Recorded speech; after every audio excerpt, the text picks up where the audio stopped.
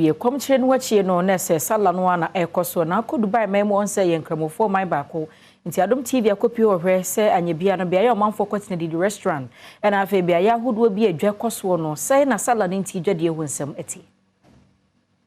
Ramadan bra enuanu Islamifo etusi ho na wochi woyem kom no bompai de se Allah so behwe ama bibia akoso yi awon abrabom na ene Adom TV ababetwem UAE mountain so Dubai to be precise any ababa dream aka enefo mienu na wode Ramadan no eba na wiye hanom se na ade baako a eba ya babe hu se nipa bebre ense da eni mountain so a woye wadwuma se ne anka wo se on a normal day no woye no ade baako so a ya babe hu ne se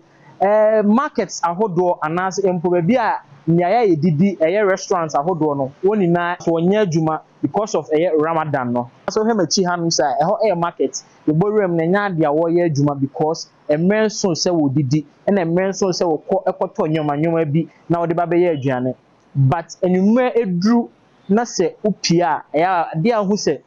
wo doso yie pa se wo hwe menchen ho hamsa nkofo adwuma kakra mra so se omo ebe je wona home your time so ma be je wona home na mre no so wasakọ back akwa adwuma so wo hwe mensa nifa esoso hanu se ensoso na ade a hu se restaurant mienu ewo mensa nifa so na enso nya ade a won ye adwuma hu